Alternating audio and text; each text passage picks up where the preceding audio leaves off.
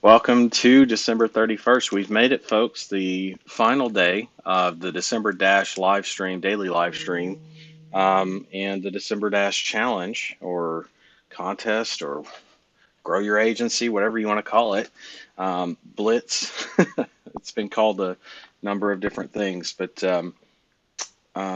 here we are at the end. We've reached the end of this, and usually a lot of people get sad, not like super depressed or sad or anything, but they miss things maybe more than they should. And by the way, say hello. Let me know where you're tuning in from. Love to hear from you as always. Most people tend to miss things maybe more than they should, right? And I think you can uh, relate to that. I think that's going to resonate very well because I used to be that way. I used to feel that way a lot. However, as long as we're still breathing, then we don't really have a choice about what comes next. Meaning, we make choices, but we can't choose what happens to us. Um, and it's for that reason we talk about today on the last day of the December Dash. We talk about where we go from here. Welcome to 2021, basically, but more than that, because that's everybody else's message, right? And I'm not trying to be different or unique or anything. I'm just trying to offer you a perspective that's more in alignment with major growth mode, right, for the agency beyond December Dash, and to not focus on how well or how not well you didn't do in the December Dash, or that you came in the middle of it, or that you came on the last day. I've had people come in the last couple of days, and it's like we're at the end of it. At the same time, I'm not saying that to discourage people. I'm just letting them know where we're at in the process and what comes next, which is what I would consider commencement. So when you graduate from something, usually there's what's called a commencement speech. And just so that we're all crystal clear on this, commencement, I'm going to definition the shit out of this. I'm going to Google the shit out of this. I'm going to be that guy. Um, I like to do that because it keeps us all on the same page, a good point of reference. So commencement, it says here a beginning or a start or a ceremony in which degrees or diplomas are conferred on graduating students. Um, so a commencement address, that's usually when you see that as a commencement speech. And it's for graduates, could be from West Point, from the Naval Academy, from college, for those of you that got a degree from high school, right? And there's usually several speeches, one from the valedictorian, one from, you get the idea. Um, but commencement is interesting because about what comes next. It's at the end of something, which is interesting because like everybody that's, you know, for example, when I graduated high school, uh, we all sat in a chair, and the only thing we could think about was, "Give me my diploma. I want to get the fuck out of here. I've been in here 4 years. Wasn't that great. I'm ready to bounce." Okay, for most of us, not all of us were that way, but that's where most people are when they're at the end of something. They get a little bit antsy, ready to go, ready to move on to the next thing, to the beginning. Yet here we are at the end, celebrating or recognizing or taking a moment to celebrate and recognize what's been achieved up to that point. So today is going to be a little bit different because we're going to talk about what comes next, and then the celebration, as it were, happens on January 14th. That's when we announce all the winners for all the different awards, and start handing those out, getting everything lined up, because there's a lot of logistics in that. So there's some things that still have to be created in order to manage that. But that's on my end. That's my plate. My point is, um, we need to focus on what comes next. We can celebrate the graduation, if you will, or whatever you got accomplished in December a little bit later. Not put it off indefinitely, not put it off forever, uh, but put it off for a couple weeks, right? Because now's not the time. Now it's just not the time. Um, kind of like, when it's so funny to me, not like haha funny, but just odd to me that so many kids were torn up about the fact that they couldn't graduate normally I guess, and what's normal anymore, right? But because of COVID, they had to go back and drive through and get their diplomas. And the way I look at it is, man, that's unique. I would be embracing that. So anyway, I guess I guess my point is this: you never know what's coming your way. We have choices to make. Yes, I would not sit and focus or dwell positively or negatively on what you've accomplished so far this month and even this year, because tomorrow is another day. It's just another day, actually, but it happens to be the first day of 2021, a new year. And so, whatever you did over the last 30 days, 31 days, is a pretty good indicator of what you're probably going to do if you have the commitment and focus that hasn't wavered. Some of you, I don't know, right? Some of you, I don't know. Maybe started out strong and I don't know where you're at, right? And that could be for a number of different reasons. But um, whatever you experience this month is most likely going to be how your year goes, unless you make some major changes. Like if you don't like what I just said, it's not. I'm not saying that to punish anyone. I'm just pointing out a fact. If you don't like that fact or how that sits with you, you have some choices to make, some things to change. Not who you are, but the actions you do, the actions you take, the actions you don't take, right? The choices you make. That is the difference between um, you having a very successful agency very quickly and loving life compared to whatever you got going on right now. Okay. Um, so with that, I mean, there's not really a 2021 is so bright and this and that. I'm not going to go that route. I'm not going to go, thank God 2020 is over. I mean, I could say so many different things like that and waste your time with that. You're going to hear, you've already most likely heard plenty of that stuff. And not that it's bad, it's just, it's the same shit. Everybody's saying the same thing. Well, not everybody, that's a generalization, but that's my point. It's so much that it can be generalized. It can be summed up together, lumped in together. I want you to hear something different that's actually going to make a difference. It's going to wake you up to not just what 2021 holds, but how to work with that, right?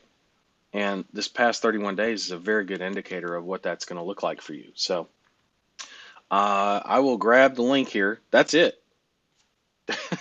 There's not much else to say that would be of massive value for today's topic. So I'm going to come into the group here, find the stream. I'm going to paste in the Zoom link here, so you can join live if you'd like to ask questions. I'll continue to add value there for sure. If you don't want to come on live, but you still have questions and you'd like to ask them, you can type your questions into the comment section of the below the stream, uh, and I will answer those questions as soon as I can get over to the actual feed here. Come on, Facebook, like that, and there we go. Okay, now one more time. I got to mute it again. Plenty of that stuff, and I will answer those questions. There we go. Okay, so now I can see the comments, and I will paste in the Zoom link, and I'll pin it. Awesome. Okay. Art says Happy New Year. Happy New Year, guys. Adrian, Happy New Year. Tim says hello. Miro, still 4 hours to go here in Slovakia. Muhammad says, hey, William, we made it. This is only the beginning of a wonderful journey, God willing. Happy New Year. Happy New Decade. Yes. Same to you, sir. Steve Taylor, Happy New Year. John Smith, evening all. Given the different time zones on Happy New Year. John from Gloucester. Adrian, congrats. Ring Ads class of 2020. Adrian, also, thank you, William, for your dedication. Cheers to a glass of wine. Cheers to you, too. I'm not a big wine drinker, but cheers to you. Go have a glass of wine for me, okay? but only half a glass. You need to wake up tomorrow and get some good stuff done. John Hackwood, Happy New Year to all, and William from Lebanon. John Smith, tomorrow is also the first day of a new reality for the UK after declaring a form of independence from the EU. Is that when the whole I haven't been keeping track on that. Is that when the whole Brexit thing actually starts? Yeah. No, Brexit start date January 31st, 2020. So that wasn't it. Well, what the fuck? I don't know what you're referring to. I thought that for some reason I thought Brexit hadn't declaring a form of independence from the EU. I thought that was Brexit. I could be wrong. I haven't. I'm not Mr. World Affairs though, so I wouldn't. Let's see. Post Brexit trade. Oh, I see. An EU trade deal was signed. Cool. Well, good for you guys. Um, that is a positive sign for sure for you guys. That's awesome. Seriously. Um, I wonder why it took a whole year. Probably because of COVID. Uh, but I'm glad it got done either way. I will say that.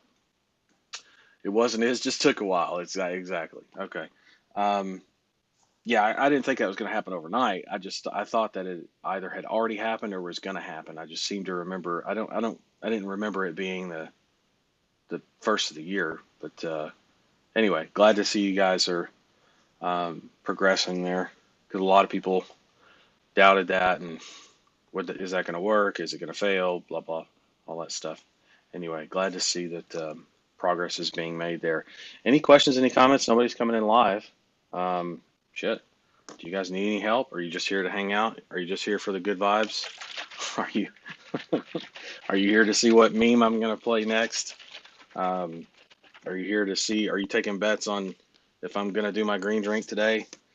Um, what's going on? Does anybody need any actual help? Because I know there are some people. Here's the thing: when I ask that, it's almost rhetorical. I already know people need help. I just want to see who's actually going to raise their hand this time, right? Because there's some people that have needed it that haven't reached out. So, Muhammad asks, quick question. Now that December Dash is officially over, we can still post our success stories here in this group to inspire others, can't we? Yes, absolutely. Yeah, just because December Dash, that's a great question. Just because the December Dash is coming to an end doesn't mean that the Ring Ads group is closed. The Ring Ads group was open long before December Dash, and it'll be open long after December Dash. It's not centered, the Facebook group is not centered around the December Dash topic. It is a Ring Ads Facebook group. It's not December Dash specific. So you feel free to post not just your success stories, but any kind of milestone that you hit. A lot of people tend to focus on that client or clients or milestones of dollars as opposed to all the different milestones there are that you can post and show your progress on. And I'm telling you, it does help you build momentum. Everything I've taught you up to this point, even before December Dash started this year, uh, all still holds very true, very much. And there's leverage from the group. You can leverage the group in that way, and people will be there to support you, not just myself, but you'll get reactions, comments, questions, feedback, positive comments, and if you ever get any negative comments, you bet your ass I'm going to make sure it's taken care of because that's not something we allow in the group. So anyway, yes, the group is open for business and not attached to December Dash. It will always remain open. Muhammad wants to see the it is what it is. All right, I can load that up real quick. Here we go.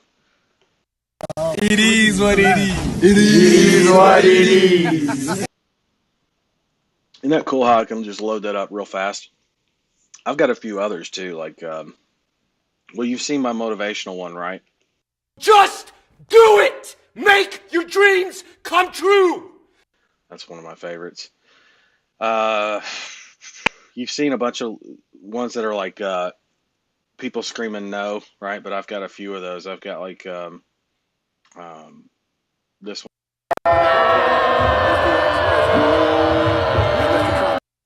That's absolutely one of my favorites. Between that one and the dude just breaking down crying on the couch for some reason that like I feel that. I think that's why. Um, then I've got stuff like this where it's just a little right, like TV break, that kind of thing. What else do we have here? Oh, we got Popcat. All right, we've got we got classic like early day Bill O'Reilly getting super pissed. This is fucking awesome. Fucking thing sucks! Love that. Oh man, he wasn't on air when he said that, but he was. It was being taped in the studio, and it was in between live takes and actual recordings that were played moments later. So like on a delay, but that was always pretty funny. That whole little there's like a 2 or 3 minute segment of him just like getting pissed off because he couldn't understand what somebody was trying to tell him to say on the teleprompter. So he gets like super irate about it, and that's that's what he was referring to. That sucks. What else do we got? Oh, um, here you go.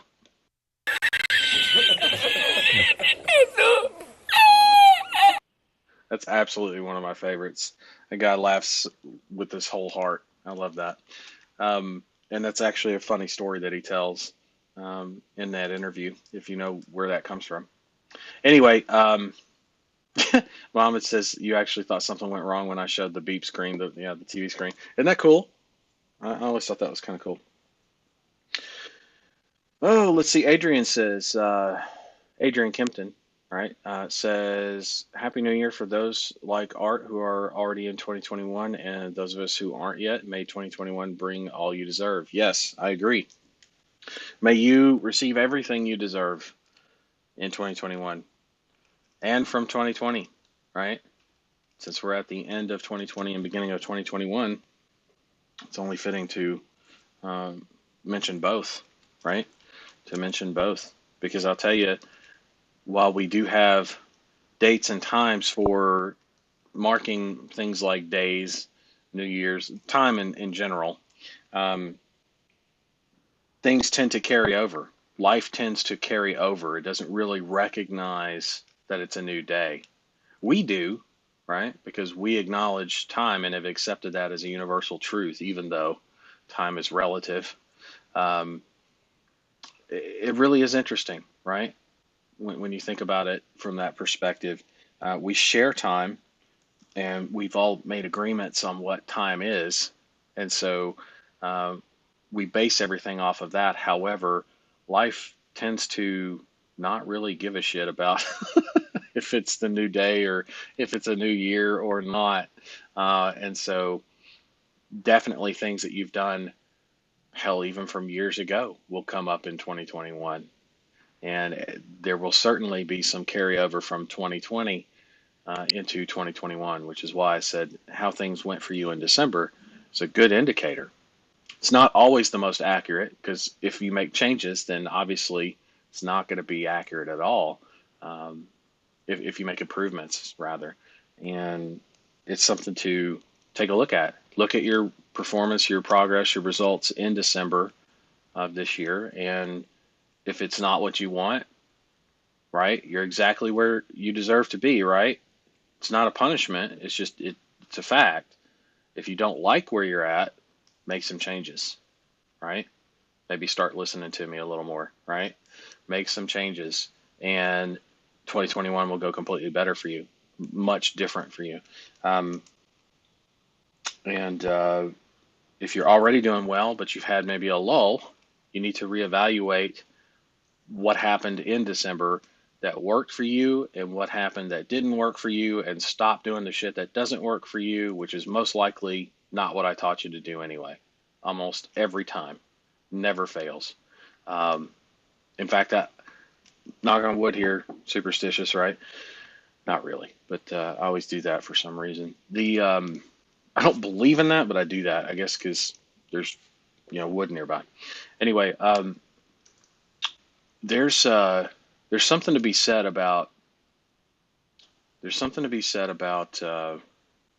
when it comes to following the training that I teach you guys, right, and everything.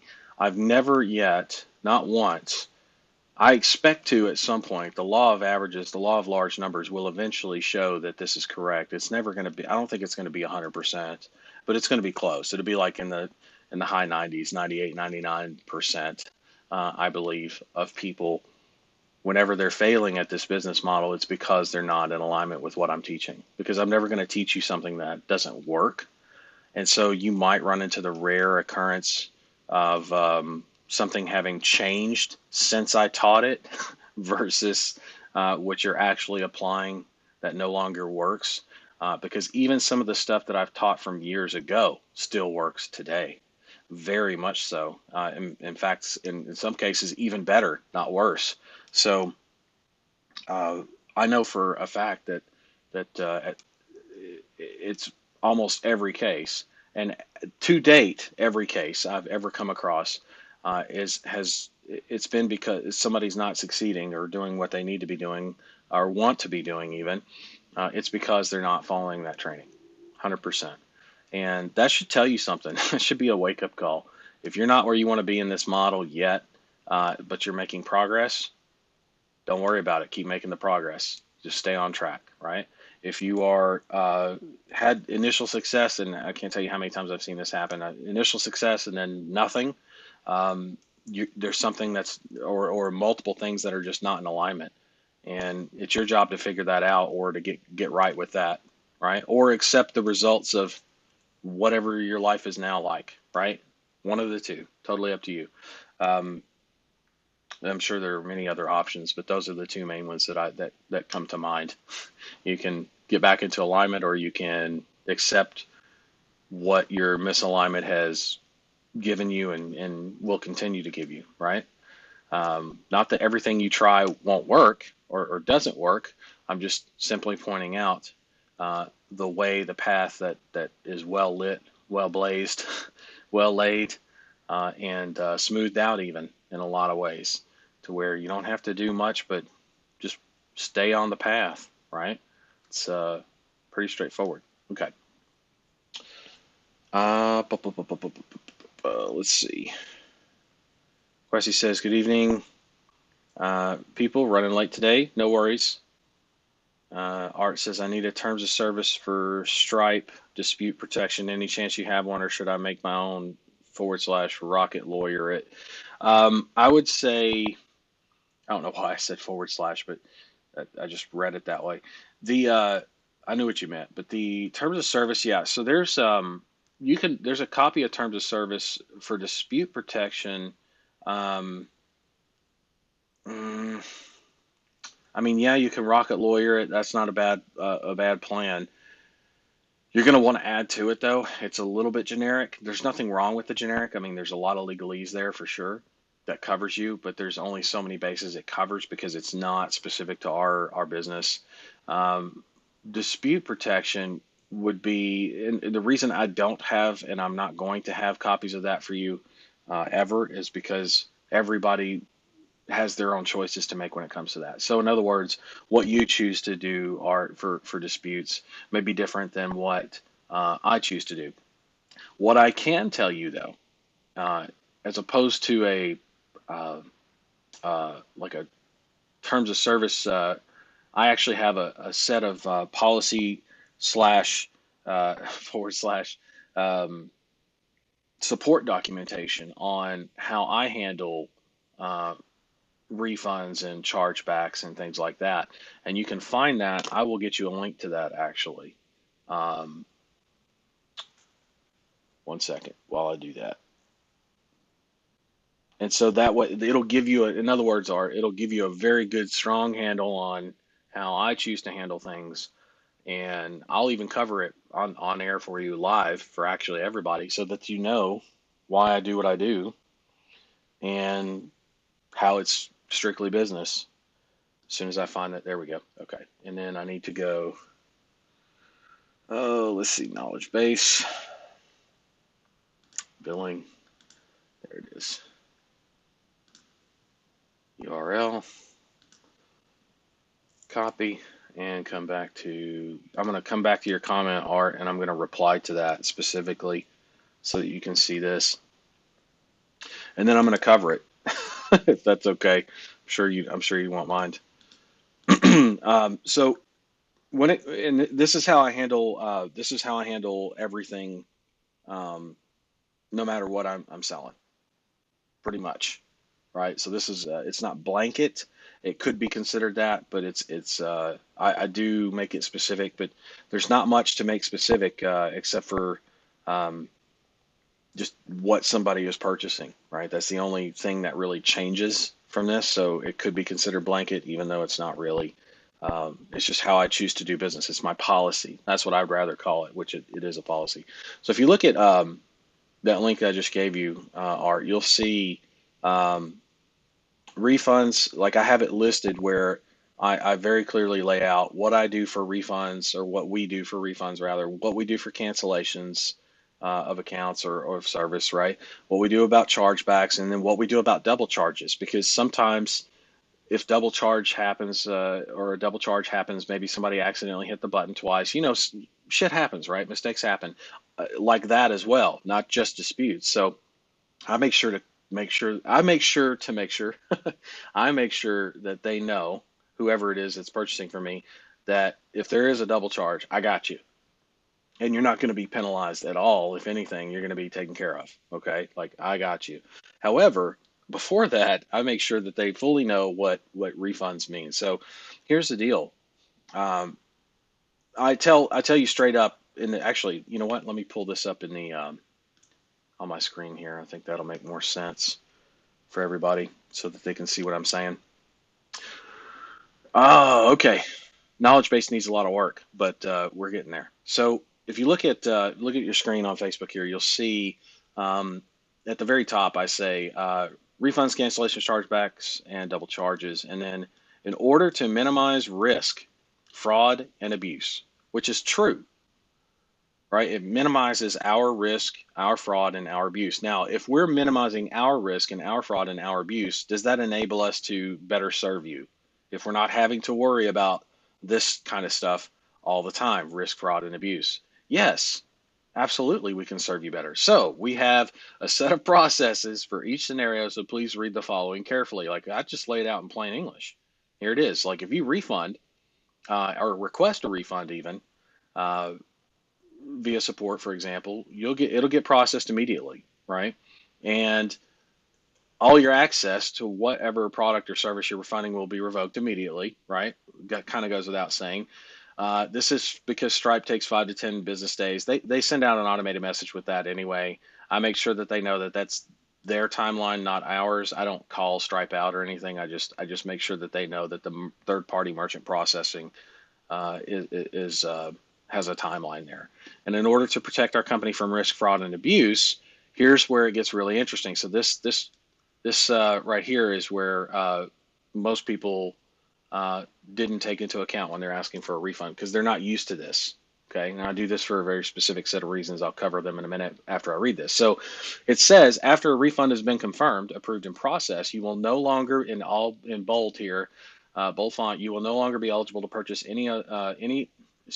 purchase another product or service from Ring Ads, 32nd Street Marketing LLC, or any future entities connected with William Mears personally.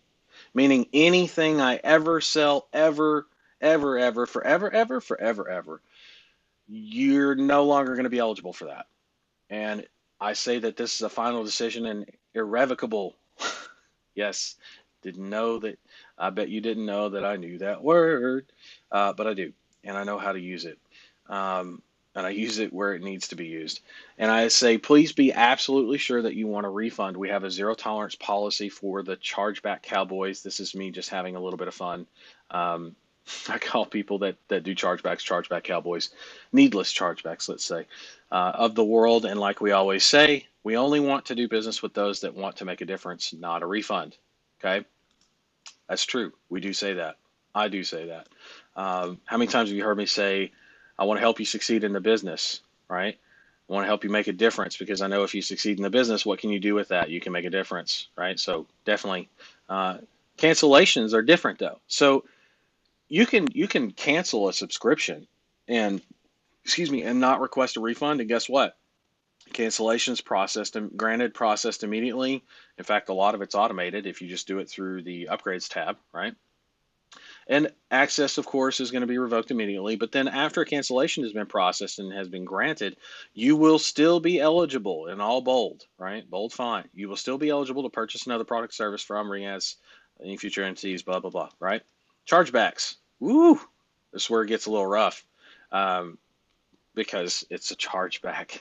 It's not, so chargebacks will be encouraged to submit a refund instead. In other words, via support, I will make sure that you are reached out to and notified, hey, like we'll gladly refund you, right? I mean, we're going to revoke access anyway, either from refund or chargeback. So might as well just remove the chargeback, do a refund, right? Because you're going to get your money back. I'm not going to try and keep your money, I promise you, because what could you do? You could end up filing another chargeback. I'm not we're not stupid here, right? We're trying to minimize the risk, the abuse and potential fraud, right? That's what we're all about. We're trying to minimize that here. So we're going to encourage via support and reaching out to submit a refund instead. All the access to your product service that you're refunding will be revoked immediately. Please allow our payment processor time needed to process the dispute if you intend on keeping the chargeback instead of a refund, right? Please note a chargeback that is removed and refund requested will be processed immediately. We have a very strong history of winning disputes and preventing fraudulent orders. If you are dead set on getting your money back, a refund would be a guaranteed way to get it back and fast. Meaning, if you want your money back faster, probably a good idea not to do a chargeback, get a refund, okay? Again, to protect the company from risk, fraud, and abuse. And then after it's been confirmed, after a chargeback has been confirmed and disputed, no longer eligible, right, for products, all that. We have a zero tolerance policy for the chargeback cowboys of the world, like we always say, same thing, right? Double charges. So here's where I let everybody know you're good. Like if you're double charged, I'll take care of you, no problem. Double charges will be refunded, and your access, all your access to whatever product service you're refunding for the double charge will remain active because it's a double charge. In other words, you're not going to be penalized or punished for that at all. It's not your fault. Even if you click the button twice, still not considered your fault. It's just a boo-boo. It's just a mistake. Shit happens. Please allow us time after a double charge has been processed. So I let people know like after what happens. So like here's what here's what you're asking us for. Here's what's going to happen. Here's the process. Here's what we recommend, and then here's what happens after. If you notice, like I'm very clear about the relationships that we create with you guys and develop and grow with you guys. It's very clear that we don't want. It's very clear that you'll get a refund, no problem. Uh, we just want to make sure that the risk, the fraud, the abuse is minimized at most. And we also offer, for example, the options of cancellations. So that way you can decide if you're, and what happens is most everybody that would be a chargeback falls into the refund category because they want their money back. And I'm totally cool with that. Right? They just they're in such a habit of not getting their money back that they just go this route first, and then most of them read this and they come right back to refunds, if that, right? If that, and then we have a significant number of people that say, well, I like what he's doing. It's just not for me right now, or I want to come back later. Then cancellation is we've seen an increase, not an increase in cancellations, but an increase in terms of percentages of people that would normally refund actually just end up canceling and not refunding after being notified of this. But this is plain English. It's been posted since February 22nd, before we launched officially to the public. So, and this is a policy that this is one of the things that I wanted to implement when I had a partner back before I started up with Ring Ads and went out on my own. This kind of policy right here is what was needed to protect you guys, because if we're protected, obviously that protection extends to you because we're able to serve you better, faster, easier. It's I'm not asking anything here that I wouldn't expect you to ask of us or of any other clients that choose to do business with you, right? I'm not mistreating anybody in any way. I'm making sure that if somebody wants their money back, they get it, no problem. I'm making sure that they understand they'll be eligible. So the eligibility thing, that's something that is new. A lot of people, I say new. It's not like I just created that, or I actually did think of that. But my point is, I don't see that really, at least publicly posted. Maybe somebody's doing that privately. I'm not. I'm probably not the only person doing this, but you don't. It's not widespread. You don't see a lot of people talking about this or making this public. I choose to make it public. I'm even talking about it on a live stream. Uh, why? Because I want you to know who you're doing business with. I'm all about transparency. I want you to see, okay, he's not, I mean, he's got an entire set of processes for everything: refunds, cancellations, chargeback, double charges. Uh, there's nothing that's not covered here. And I'm being more than fair. Like, hey, even if you, even if you make a boo boo, which is not helpful to us, you're encouraged at the very beginning of that process to submit a refund instead. It's going to be faster for you. I'm trying to do you a favor and us, right? But you definitely, because you're going to get your money faster. Because I'll tell you right now, you file a dispute and you stick that route, we're going to win it.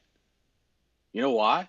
We have all the documentation we need and then some on what you bought.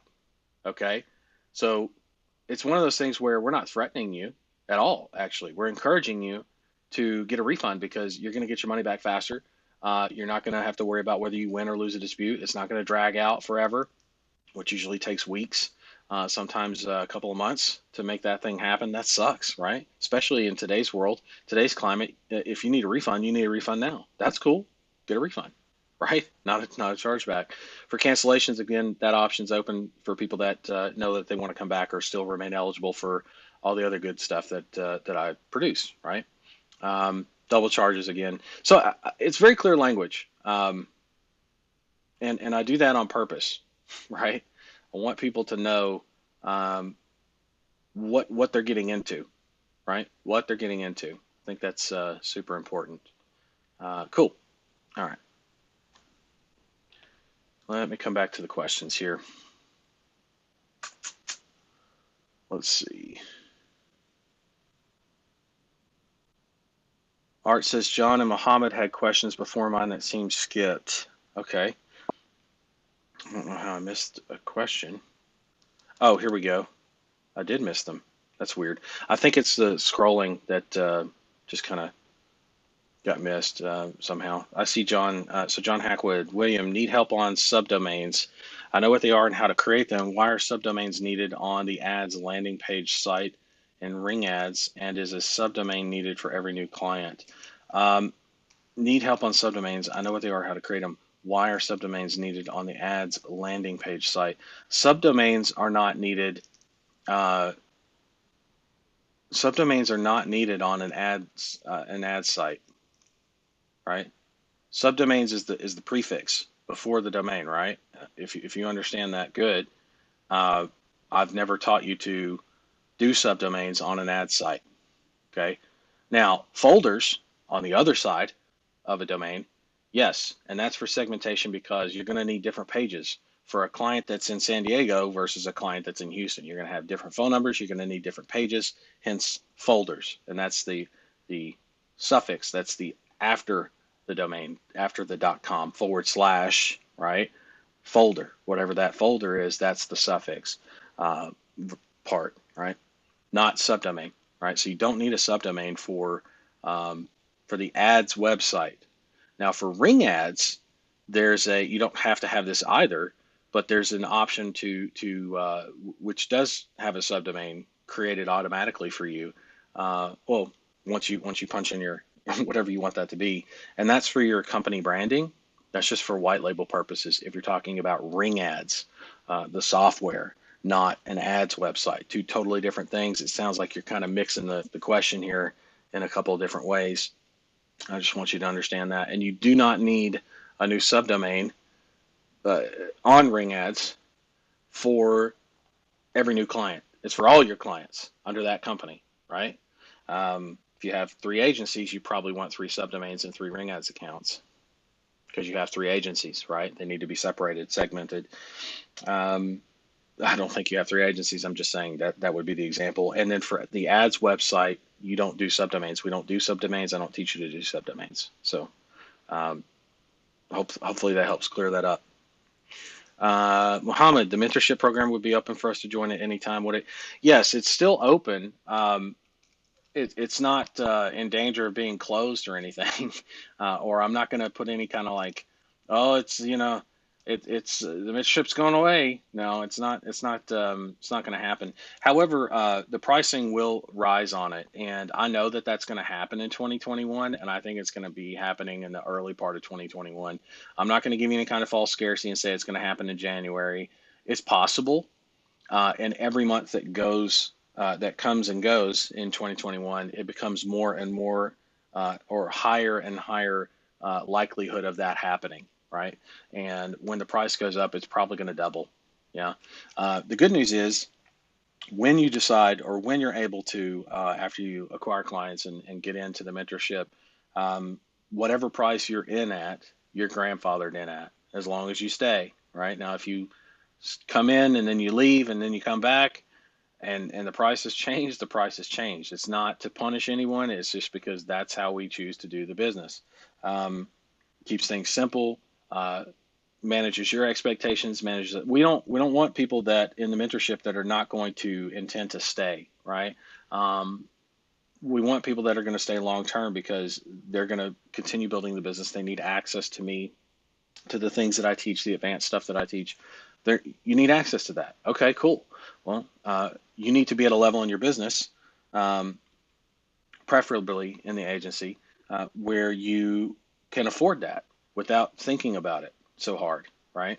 Like you should never come into the mentorship wondering or hoping that you're going to be able to maintain that monthly, right, or annual price tag, because of the value that you pull from the value that you pull from within the mentorship, right? That should make sense. Um, and that's also why you don't see me pushing it on every call. I mean, if somebody asks about it, yeah, I'll tell you about the mentorship, no problem. Will I put together promotions for it? Yeah. In fact, I'm gearing up to email about it here soon anyway, because of what I just told you about 2021 and what that's going to bring. We also have some cool stuff coming down the pipe, and so that's gonna coincide or run parallel to when we do a price increase, because there's going to be a ton more value, and so the price increase and demand is going to increase as well. So that's why the price increase, because of demand. But yes, it's open at any time. The mentorship is. And I'm sorry I missed those. I don't know how I missed those two questions. I think sometimes, like when I scroll on the Facebook comments stuff, it like shoots down to the bottom. And if there's too many comments, then I might miss something. So, but I did catch those. Thanks to Art. Appreciate that. Make sure you tell Art thank you, because he caught that. And thank you, Art. David's here from Houston. Hey, David, good to see you, bud. But Quessy says, hey, William, I have three tiers. So I'm assuming you mean tiered pricing.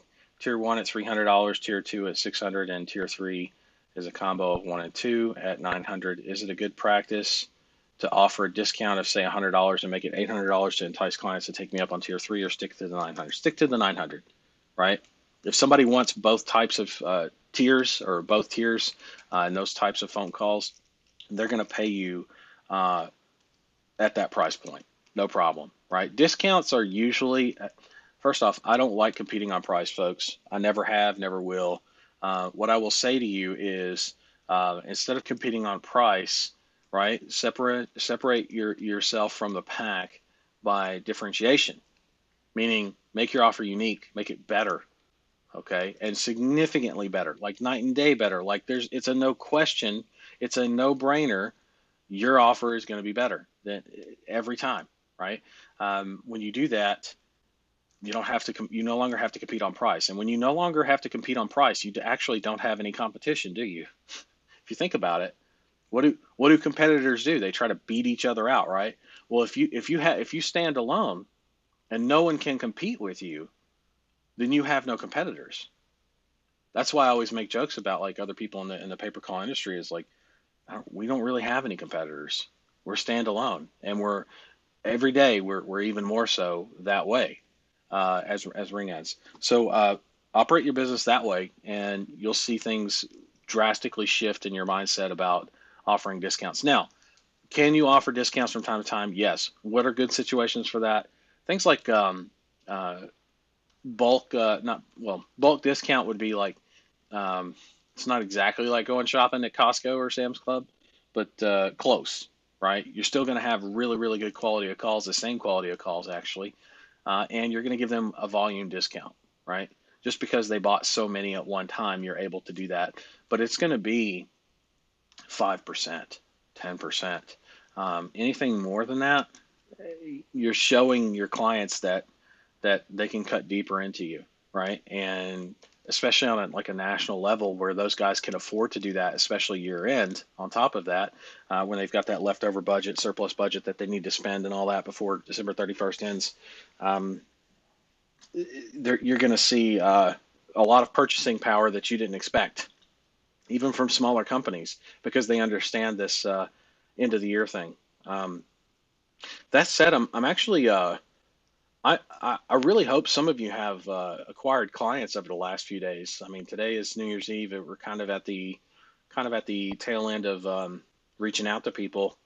I really do hope that you have gone out and acquired clients because this was probably the sweetest time of this entire year and one of the sweetest years for client acquisition overall because of how unique a situation we've been in with COVID and not just COVID, but the economy because of COVID.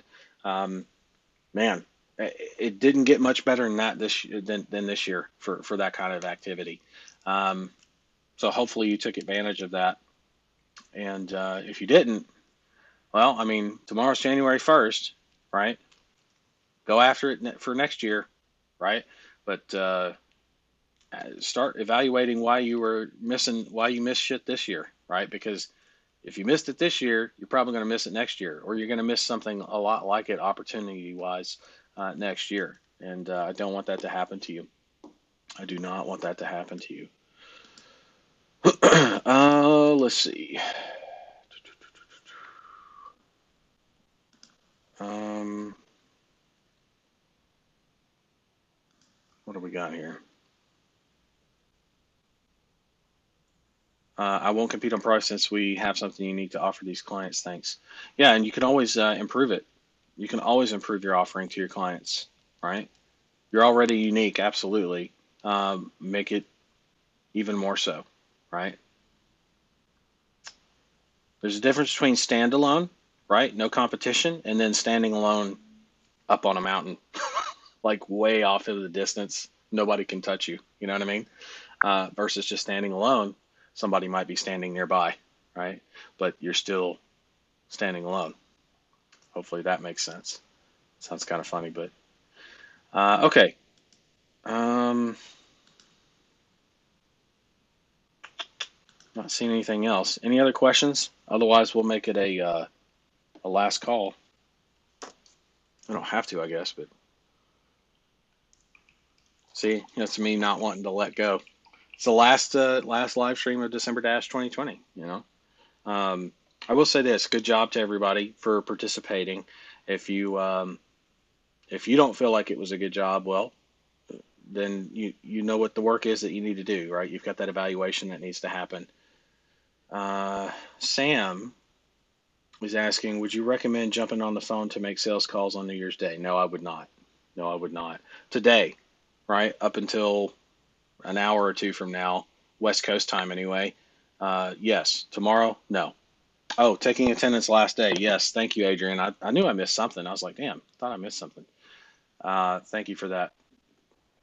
All right. So here's what we're going to do on this. We're going to do, I want you to write the word commencement in the comment section of the group. There's 5 of you I'm looking for, and I want you to type in the word commencement into the comment section and hit enter, of course. Make sure that it actually goes through. I'm looking for everybody can do this, but I'm looking for Tim Blank, John Smith, Mohammed Zakir Hussein, Adrian Bryan, and Garrett Amon. That's who I'm looking for. So let me see. This is our last day of attendance too, so we've got those 5 that are still in the running here. And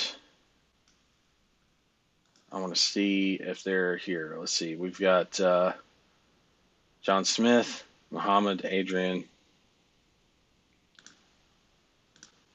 John Smith, Muhammad, Adrian, Tim, and is Garrett here? Garrett Amon? There he is. Awesome. All right, so all 5 of you are marked present for today. Good job. Cool. Did I miss any other questions? Art says, did you plan to do a New Year evening stream? I didn't get a lot of feedback on when I know it was later in the call when I asked that, but at the same time, like we had people on and quite a few. I didn't get a lot of I won't say positive feedback because that makes it sound like it was negative, but I didn't get a lot of feedback at all, except for you, Art, that said New Year's Eve. Obviously, you want that because it's no longer New Year's Eve for you, right? I get that, but I didn't see anybody comment yesterday with the all caps NYE, right? New Year's Eve. So yeah, I don't. I didn't have anything planned now, just because I, didn't see that. I do plan on working tonight, at least up until, I don't know, 11:30, and then maybe take a break, right? Enjoy the new year. And there's something I always like doing about seeing the new year. And then if I'm not going out, which is usually most years, believe it or not, I like celebrating, but then I also like to get back to work immediately. There's something about doing that that just really charges me up and just keeps me going for some reason. So, Art, you'll be okay. You'll be okay. You don't need to see my face all the time. You got work to do anyway, right? Um, you work on what you got to work on, and I'll be there on Monday on the 4th, right, for the mentorship because you're over there as well. Muhammad says next call will be on the 14th. That's correct, Muhammad. That's if you're not in the mentorship, yes. And the next call, if you're in the mentorship, is on the 4th of January, right? So next Monday. And on the 14th is when we announce all the winners, make everything official, and then I'll make sure to have the logistics details for you so we can get shipping addresses and all that. So please don't send me any information right now through support. I'll get to you on that. I've got you marked, obviously. I've been keeping good. I've been very diligent about my tracking and making sure that we're up to speed every day on everything as we go. So it'll be the same all the way up till midnight. You pull in clients today. You still have time for that, by the way. Then I'll mark it, right? If it's time and date stamped, which it will be before the first of the year, which is at midnight tonight, Pacific Standard Time. So you still have 12 hours and 5 minutes by my count, or 12 hours, 4 minutes, and whatever seconds left. You still have that time to do that. Obviously, you don't want to be calling people at 9 p.m. my time to get them as a client, but you have time to, the next couple hours, few hours really, to get on the phone, get your clients in that you need to get in. If you've got follow-up to do follow-up, and then square away all the details into our support desk and into the Facebook group. And I'll be definitely, obviously, if I'm working till 11:30, taking a break, I'm going to keep an eye on it, come back and check the time and date stamps after New Year's officially hits for us over here, and make sure that everything's marked appropriately, right?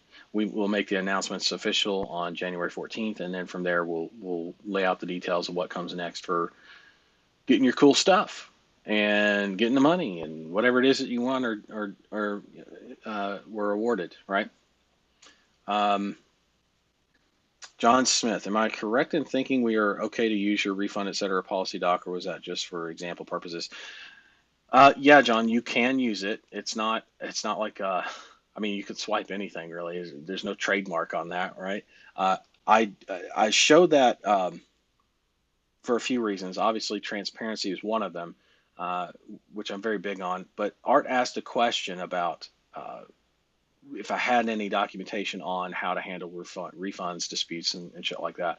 And obviously I do. And I wanted to make it very clear that I'm not recommending you use that unless you believe what I believe or practice what I practice. And that is not a trick question. It's not a test. That is an option. That is optional. It's your company policy we're talking about here, ultimately, that you're developing. If you'd like to model after something if you saw something you liked and you'd like to model after that based off of what I covered and the reasoning behind that and how much protection that actually offers, which is a shit ton of protection, by the way. Excuse me, by the way, stress free practically on managing that stuff. It's super easy, super fun. When have you ever heard somebody talk about refunds and disputes and all that stuff is fun? Like everything's super automated for me on my end for that. Um, and all the bases are covered, all the check boxes are ticked. It's nice. It's nice to have that. Most people don't have that, and that's why when they get a refund or they get a chargeback, they're like, shit, right? And that's probably why Art is asking me, not because he has a chargeback or dispute or anything, but that's probably why he's asking me about a policy, because he sees the potential for that happening, or he has recently experienced the discomfort that brings and that feeling that comes up and that's generated from that, and doesn't want that anymore and wants to know if I've ever dealt with that, and clearly I have. This policy, by the way, it's a bit controversial, but not to everybody that reads it. In fact, average business people read that and they go, huh, he's protecting himself. And he says exactly why he's doing it. Cool, no problem. I can live with that, because at the end of the day, everybody gets what they intended to get, which is their money back, right? Um, and we stay protected. Everybody's good, right? It's just making sure we all stay on a certain level of doing business with each other. Some level of professionalism is maintained, right?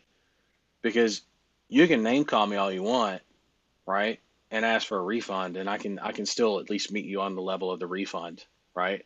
Now the name calling, that's a whole other ball of wax, but at least on the monetary level, right, the financial level, we're still pretty much on the same playing field here, right? And it can be remedied very easily. So if you saw something you like from that, obviously you can model from it. It's optional. It's company policy for you. I would say this is a personal opinion. Keep in mind, there's things I teach you that I say that are mandatory, and then there's things that I say mandatory. There are things that I teach you that I say if you don't do this, all these things are going to happen, and it's going to happen this way, right? Um, in this case, I'm telling you it's my opinion. You can do what you want with it. I shared it openly because it's already out there. I want it to be transparent, but also because Art specifically asked about that. And I wanted to show him what I do, right? Because I think that's what he was really kind of after. Um, but yeah, that's you're free to use that, absolutely.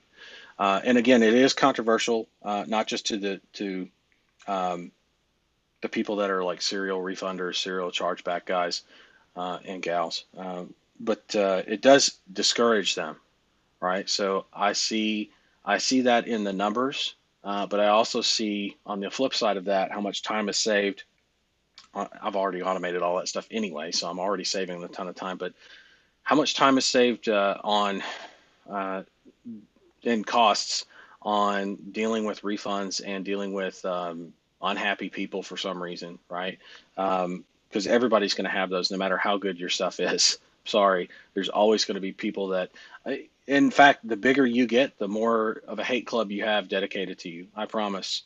Um, and that's just the way it is. It's always been that way in business in a capitalist world, and it'll always be that way as far as I'm concerned, unless some significant changes come along for society, then it's always going to be that way, and it's something to not be encouraged, right? You don't want to encourage people to make an ass of themselves, but it's to be expected and worked with, not fought against or dealt with. It's to be worked with. You work with those things. That's where my policy comes from. It's like, okay, so I understand these things are going to happen. Here's how we're going to process that. Here's how we're going to work through that together, not us against you. Here's how we're going to help you and work with you, even though you don't like me, even though you hate me, even though you call me a name, that's fine, right? No matter where somebody is at in that process, whether they just want their money back, whether they're like completely super pissed for some reason, who knows, right? Um, I've had shit like that happen, obviously, where people pop up in the group and it's uh, totally negative, right? And we've got to manage that, but at the same time, we do so with systems and processes, and it very much takes the emotion out of it. Am I saying that I'm not affected by things like that? No, I am human. I'm not a fucking robot. At the same time, though, I follow my own systems and processes because they're my company policies. Because even though I chose to develop them, I stand by what I say, and I mean what I say, and I don't just mean what I say. I do what I say. So if I say this is how we're handling refunds, then that's how I handle refunds. Um, and a lot of people out there are not used to the idea of being able to communicate openly enough with their clients or their customers that way. Whereas I feel like with you guys, out of the gate, Ring Ads is free for life. So I want this to be as smooth and as easy as possible for you to make money. Again, whether you love me or hate me, at least you have a platform that you know is going to be fucking awesome and only get more awesome as time goes on to run your agency from. Whether you love me or hate me, I don't care, right?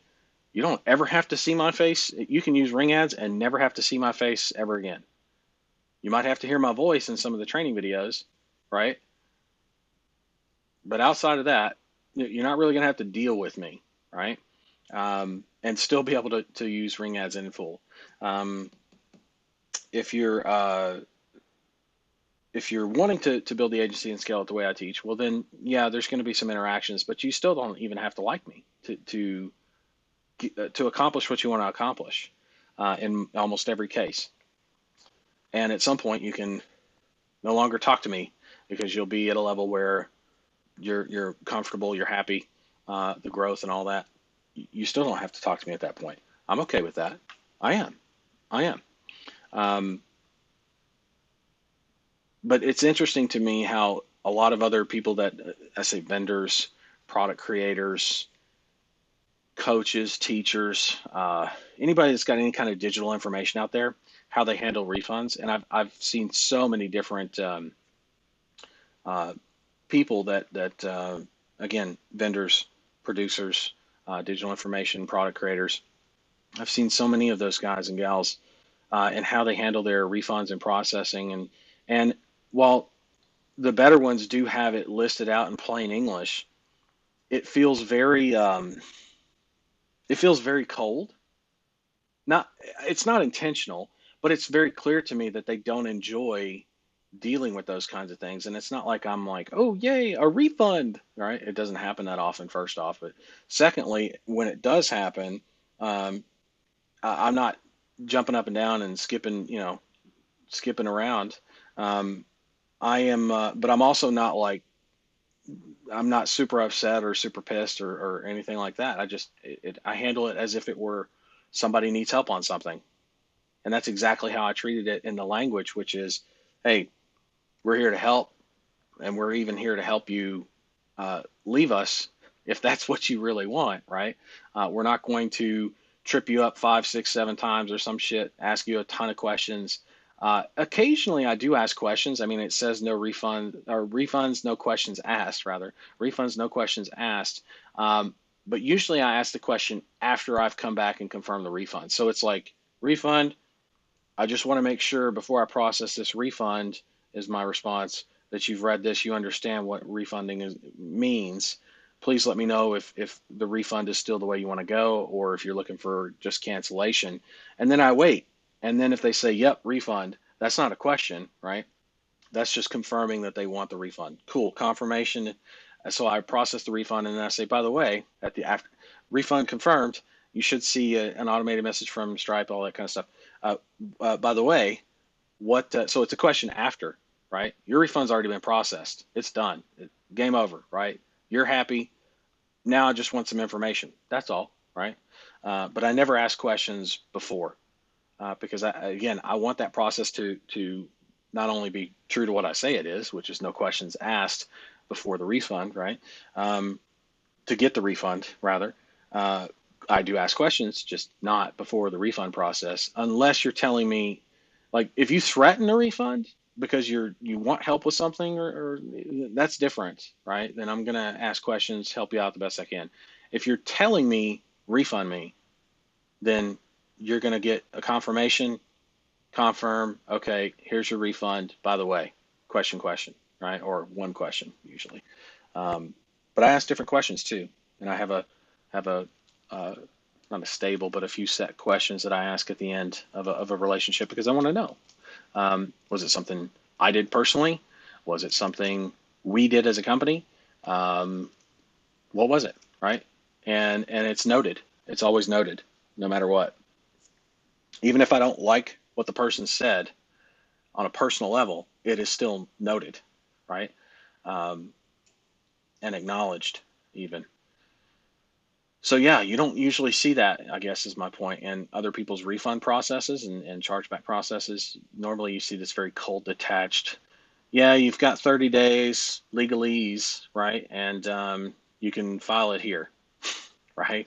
And then in a lot of cases, you usually do get questions before you get a refund, as opposed to just getting the refund and then getting the questions. So a lot of people think, oh, well, doesn't that hurt your retention? No, my retention is actually far better than most people because of how we choose to do business. Again, it's not just about how we handle refunds and chargebacks, it's how we handle the entire process of our business relationships with you guys. And it is a good model for how you would probably want to handle your clients, right? The way I look at it is, if I ask for money back, what do I expect? What are my expectations? Realistically, what are my expectations? Within a couple days, getting my money back, right? Or at least some kind of confirmation message that I'm going to get my money back, right? And if I don't hear from somebody, then I'm going to get nervous. But usually after 2 or 3 weeks, right? That's my timeline, like 2 or 3 weeks, a month. So 30 days in after I've asked for it, and if it's a rebill, then yeah, 2 3 weeks in, now I'm nervous. At the same time, I'm not just going to file a dispute. I'm going to ask one more time. Uh, Wait a couple days and then file, right? And do what I can to cancel. Good news for you guys, like I've already thought ahead of that stuff where you guys can cancel slash upgrade at any time inside of Ring Ads. It's one of the great things I love about the platform that we've built. Because again, something that was missing from what I wanted to be able to have before I went out on my own with Ring Ads, right? This is one of the things, not just how we process refunds and how we treat you guys and work with you guys as we would want to be treated, right? But on the other end of that, having giving you the control to manage your own accounts. I mean, that kind of makes sense to me. I don't know about you, but that's what I would want, and that's why we have that, because I want to be able to log in and say, I'm going mentorship, baby. You know what I mean? Upgrade. Without having to say, hey, William, uh, how about hooking me up with that upgrade link? You know what I mean? Like, not only does that take time away from you being able to jump right in right away, it takes more effort, I guess, than should be, in my mind, required for you to, if somebody's trying to give me money, I'm not trying to make it like super, oh, no, no, you've got to ask me for the link first. How about I put it in the back office for you so that you can, in your back office, in your admin section, so you can upgrade whenever you want, or change plans or cancel, right? I mean, I don't know about you, but to me, that just makes sense. Anyway, I do find it interesting, the difference between refund, uh, how I see other people process refunds and how we do. And I have yet to find someone, I'm sure somebody out there processes this way, but I've yet to find someone that will publicly state the way I have how we work with you to get you to where you ultimately want to be anyway in a refund slash cancellation slash chargeback slash double charge processes, right? And set of systems. I've never seen that. And I'm not bragging about that more than I am proud of it for sure, but more than I am to again make things fully transparent for you, but then also encourage you to come up with either your own policies that have that kind of thinking in it. Like it's very clear. You can look at all my policies. You can look at how things were built and designed, even in the software, to know. Okay, this guy actually gives way more than half a shit about our experience with him and our relationship with him, which means I value that, I treasure that, and the numbers reflect that. The numbers tell that story, right? And that's why my refund processes are much more enjoyable than other people's, and I can treat you guys like the human beings that we all are, and not get all upset. You know, if anything, help. Right? That's the whole point. All right. Massive respect and appreciation for getting on here night after night and doing what you do. Happy New Year to you, William, and the rest of the Ring Ass fam. Bring on 2021. Yes, sir. Appreciate you, man. And thanks for the compliment. David, thank you for this month-long program. You're more than welcome. Always. I know you've made some significant progress, David. I'm happy to see that. I'm anxious to see what you do with it from here. Mohammed says, what time would the call be on January 14th? It's always at 12 p.m. So 14th and 28th of every month, 12 p.m. Pacific Standard Time, unless it conflicts directly with the mentorship calls at 12 p.m. on Mondays. That doesn't happen until June of next year. So January, February, March, April, May, it's going to be at 12 p.m. Pacific Standard Time on the 14th and 28th. In June, it'll be like what we did this month where it conflicted. It'll be at 2 p.m. We just move it 2 hours back, or not back, ahead. We move it 2 hours forward, and we still do the mentorship calls at 12 noon Pacific. And so that never changes on Mondays for the mentorship. And then everybody else over in the main group here, in this main group here, it's 2 p.m. Pacific Standard Time. Okay. David says, most beneficial to me were some of the mindset calls, some of the mindset calls and talks you gave, FYI. Yeah, no, I appreciate that. If you've got, listen, folks, if you guys have feedback, I'll stay on the call, not all day, but I'll stay on the call and take any kind of feedback you got, positive or negative. And I won't say negative, like uh, constructive criticism. I'm all ears, man, always. Negative, there's a fine line there, but it's really not that difficult to give somebody constructive criticism without calling them a name. You know? So like you can tell where somebody's head is at if they're calling you a name or if they're name calling.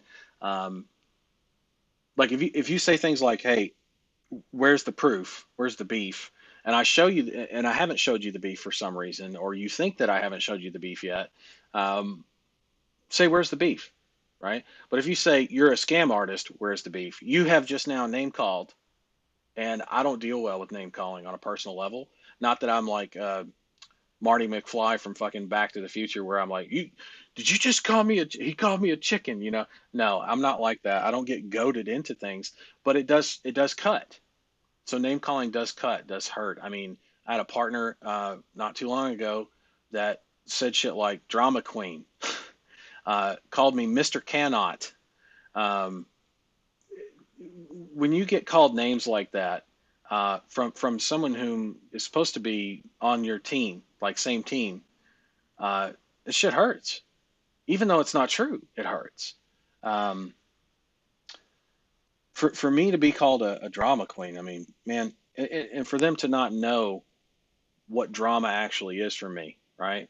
I'm all about the business. I'm trying to get stuff done. And when I was called Mr. Cannot, I was in the middle of explaining. I said, it's not it's not that it's not possible to do it that way. Here's the alternative. And in the middle of me typing all that out, I get called a name, Mr. Cannot, from someone who doesn't know his ass from a hole in the ground when it comes to what I'm explaining. And that's why I have to fucking explain it. And what the possible solutions were. It was really shitty to go through those experiences, and that's not the only time I've ever been name called. I've been probably because I have triggers for that because of my childhood. Right? You're stupid. You're never going to make it. Um, if you do make it, it's going to go away.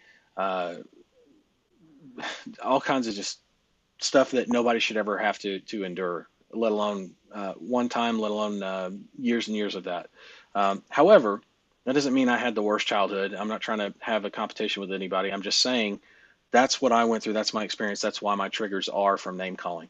So name calling is a negative, uh, not influence, but what's the word I'm looking for? It's a negative emotion that's projected, right? You're name calling someone because you're not happy. You're either trying to guilt them into doing something or manipulate them into doing something that you want them to do. For example, the thought process was if I'm being called the drama queen, they feel like I'm being overly dramatic about a $48,000 payment that couldn't have been made, and we've never had problems up to that point, and I'm on the eve of a trip where I was actually at that time counting on that money, right? 100%. This is transparency. I was counting on that, and I had to travel halfway around the world uh, with complete fucking uncertainty and no net, no nothing under me while doing that. It was one of the most stressful times in my life, and somebody else thinks that's me being a drama queen about it, as opposed to trying to help me from a partner, from someone who's supposed to be on my fucking team. That's the attitude I got. Name calling. Let me just resort to name calling, right? And it's not like I was cursing at this guy or anything, but I was, because it was all through chat. I curse through chat too, but it didn't develop that way, right? So I when someone called me a drama queen, that's them projecting because they don't want to hear it, whatever it is, good or bad. They just don't want to hear anything from me anymore at this time, right? Sorry, I'm your partner and I've got a problem, and it's our problem because the payment's not going through. What the fuck you want me to do, right? You're just gonna sit there and call me a name. Okay, I'll remember that. You know what I mean? Um, when times get hard, that was a very clear indicator to me. Okay, when shit goes bad, when shit goes wrong, this guy's gonna be nowhere to be fucking found, at least on my side, right? And there's been many times where that partner took someone else's side or took his own side, um, to save his own skin or save face. And I've got burned into the ground many times, um, until I realized, okay, it's not healthy. Even though I know this and I can prevent a lot of it, when it does happen, it's really usually very bad for me, and it's unhealthy. I can't do this for much longer, and it's not healthy for the people that I'm teaching. I got to bounce, right? Because it's gonna rub off on them, right? Just by association. So it's usually just a projection, right? Now, criticism, constructive criticism, hell, even if it's just criticism, it's not constructive or meant to be instructive, constructive, excuse me. I still take it as constructive criticism. So, like, if you say, "Man, those fucking rings that you designed suck," right? Was there name calling in that? No, it was your opinion, and that's how you feel. Now, I may ask questions to clarify that because I do genuinely care and want to know why you think they suck. And then if you pop off with well, I think you and ring ads are just gay, right? Or scam artists or whatever, and rings are ridiculous, then we've got a problem, right? Then you and I have some beef that we need to settle, and and it will be. Uh, Versus if you say, well, you went with this company, or I didn't like that color, or why aren't you doing gold rings or this and that, then obviously it turns immediately constructive, right? Whether they intended for it to be constructive or not, that's how it was taken, and how the conversation turned. But only because I kept an open mind enough to not be offended by every little thing that comes across my desk, because that would be, excuse me, that would be a drama queen, right? um, but I don't like name calling. I don't like. I'll self-deprecate and name call myself. Like, sometimes I'll say I'm a son of a bitch. Um, half the time I'm joking, right? Or I'm half joking when I say that, because You guys haven't seen the son of a bitch in me yet, right? Very much so. Um, and I aim on keeping it that way, right? I don't intend for you to, but my point is constructive criticism. I'm all about it. If you have constructive criticism on these sessions, positive comments too, sure. I welcome them. I welcome it all because it does give me a feedback loop, if you will, of what you pulled. And so many times, not just from David, but from other people over this past month, I keep hearing the mindset side of things, which has never really been a main focus for me as it relates to pay per call mindset, right? Not just I'm not trying to become a Tony Robbins. Nothing wrong with Tony Robbins or any of those guys. Love them to death. That's just not my business, right? That's not what I do. However, I do understand the importance of having a good mindset. That's why I've developed what I developed and used them as talking points for this entire month. There's way more stuff we could talk about too, by the way. And now that I know that it's positive impact on you guys, uh, when we talk about mindset and how it relates directly to uh, your pay per call agency and the building and the process of that, guess what we're going to be talking a lot more of in 2021, right? It helps me fully understand the massive, overwhelming importance of that topic to most of you. And that's probably what's been missing for the 3 out of 4 that I always talk about now, right? The 3 out of 4 of you that are going to stray from following the 3 simple rules to massive success in the agency model, right? Follow the training, be consistent, use support before you get frustrated. Like those are very simple. Most people stray from them. I say most. 3 out of 4 stray almost out of the gate because I feel like this right here, this topic, mindset. So guess what? We're going to work on that. And I think that's going to get us all to the promised land, all of us that want to actually go. The 1 in 4 doesn't have those problems. They still need some mindset help, though, along the way. It's going to be there for them, right? To keep them on the track. And then everybody wins. So I'm glad to see that. And I always welcome constructive criticism. No name calling, please. I've already kind of addressed that. But John says, thank you, William. I listened to your conversation with Art and loved both the concept and wording, hence the question. No, it was a great question, a great follow-up. And I have no problem answering it. And it allowed me to clarify the whole refund and dispute and chargeback policies, if you will, and why it's an option and why I'm saying it's your business, your company policy, and it is optional on how you choose to deal with that, and also why I don't necessarily provide training, but then I point direct to what I have done and explain it. I think that was a good follow-up question. Helps me make sense out of that for you and for everybody else.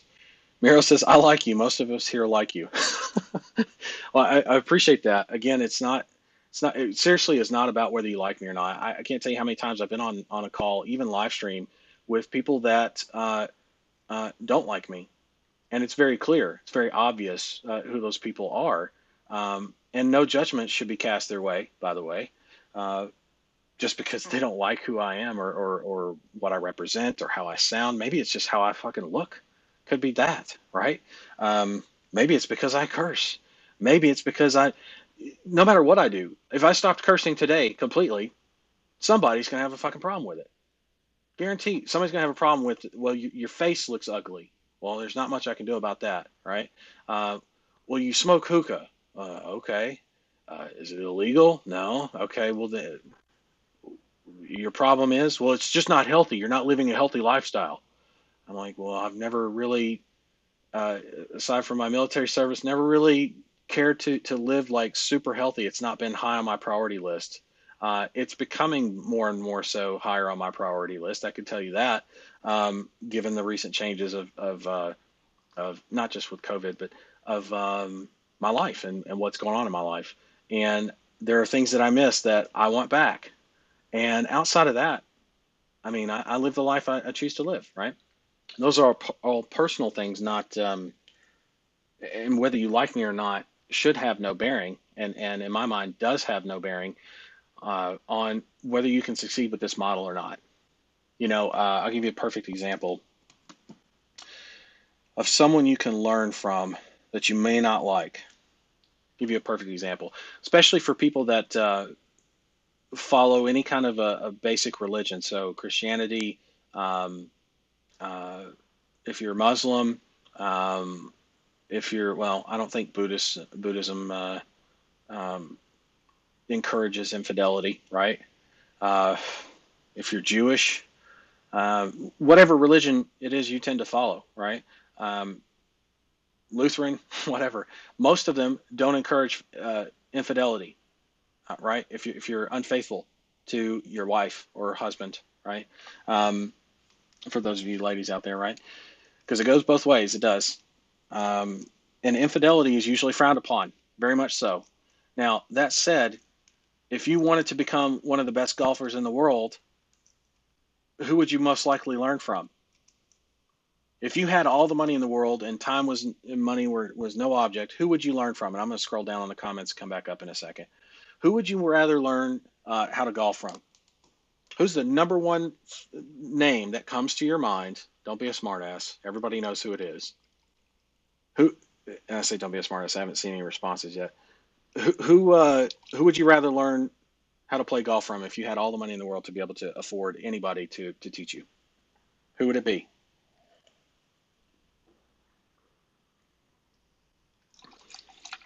Who would it be? That's what I want to see in the comments.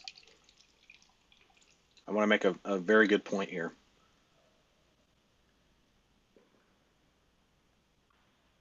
Muhammad says Tiger Woods. And John Smith says a name I've never heard of, but I'm sure is a good golfer. Quessy, Tiger Woods. So it's very obvious that it was Tiger Woods. And why is that? It's because he got busted out cheating on his wife, among other things, right? And his wife left him. Now, that's on a personal level for Mr. Woods. However, when it comes to his practice, his profession, his business, there's nobody I'd rather and would nobody I'd enjoy probably my time with more learning from if I was learning golf and how to actually play well from Tiger Woods. Seriously, even though and religion or not, by the way, because I'm not religious, but I frown on infidelity. uh, I have what's called a moral compass, right? You don't have to have religion to have that. I don't believe in infidelity, but at the same time, I'm not going to fucking point my finger and shout and condemn and call him names, adulterer and all that kind of stuff. I'm not that kind of guy. I'm sure there are plenty of people out there that would be more than happy to do that, but at the same time, like he's a human. We all make fucking mistakes. Some of us make mistakes over and over again before we figure it the fuck out. Some of us make the same mistakes over and over again before we figure it the fuck out. So when it comes to learning, though, he's by far considered the best. And some of the adversity he's gone through, back surgery, crazy things, and his personal life, and he's still able to just leave it all at the clubhouse, right in the locker room, go out onto the fairway or tee box of hole one and kill it. I mean, I just after years and years of problems, come back and win the Masters again. Like, just legend. That's the shit that legends are made of. Uh, in the golfing world, whether you agree with how he lives his personal life or not, should have no bearing whatsoever on the fact that you would choose him 100 out of 100 times to teach you to play the game of golf and enjoy your time with him, even though you may not like some of the things he's done in his personal life. I'm just saying. That's the equivalent of why I say I appreciate, Miro, that you say you like me. A lot of you like me. I appreciate that. At the same time, it's not required. I do want to make that very clear. So if you're listening to this, you're like, man, he curses a lot. Man, he smokes hookah. He looks out of shape. He sounds like he's about to rip my head off all the time. If you're that sensitive, okay. Uh, it happens, right? At the same time, do you need to like me? No, right? No, you do not. But you're going to want me in your corner for sure to teach you this stuff, because I'm going to put you in the right place and make sure you get everything you need and then some to be the best you can be at this game, right? All right. And then, my personal beliefs and all that kind of stuff, you can leave that back at the clubhouse, like you would if you were with Tiger. Okay, so everybody answered pretty much Tiger Woods, except John Smith, who said Nick Faldo. which I've heard that name before. I just don't know where. I guess he's a golfer, I would think.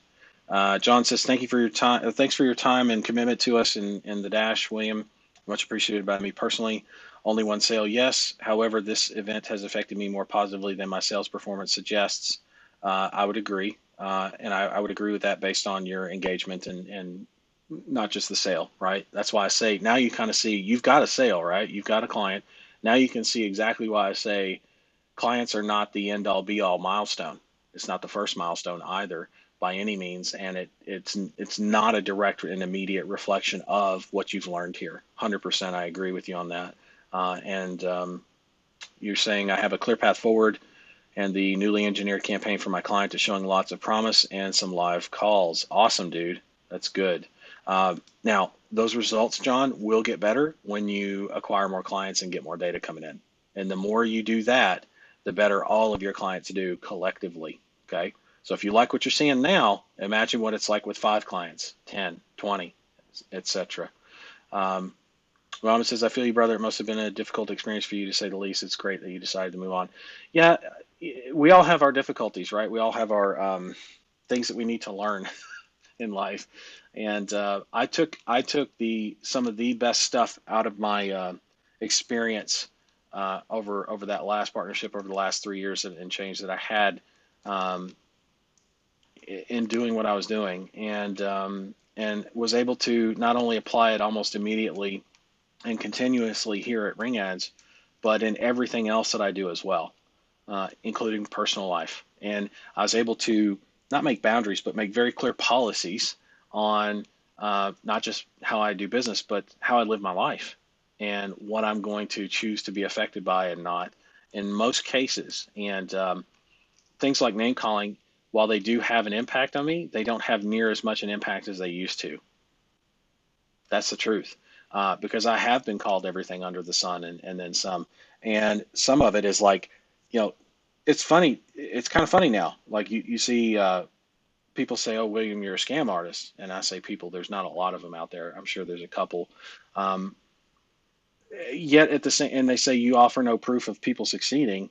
And then you get accused of being actually a plant of one of your clients or students who's actually come on a live call and communicated with you.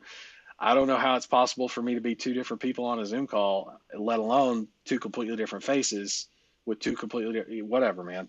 And then on top of that, you see like our there's a photo album dedicated to you guys and your successes in terms of clients.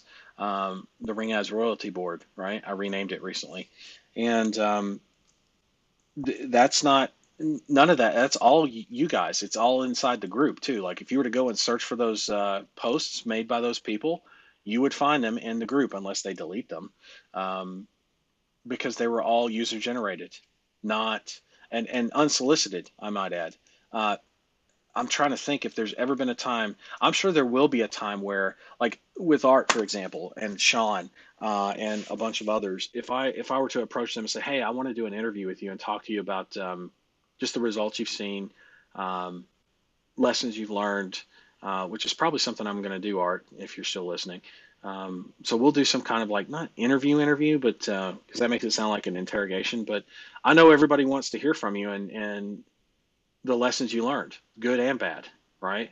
Um, and I think that's going to be beneficial to our members. At the same time, um, that would be the only time something would be solicited as in terms of would you recommend this course? Why? That kind of stuff. Everything else is completely unsolicited and appreciated. And Art's been one of the many that has been proactive about explaining to people how he saw his success, what he's done, um, uh, what programs he's in, all that kind of stuff. You'll notice I don't do a lot of my own horn tooting because I believe in showing you guys the money and then having you guys go and toot the horn for me, right? Because I feel like anything that comes from me is only going to go so far. If it's coming from you guys to the rest of you guys, to the other guys rather, um, it's organic. It makes sense. It's legit. It's above reproach, right? Not that an interview series with me and successful students wouldn't be. Um, but it has its limits. Whereas direct recommendations completely unsolicited or direct testimonials completely unsolicited um, don't, right? They don't have limits. They reach everybody at every level. Okay. Um,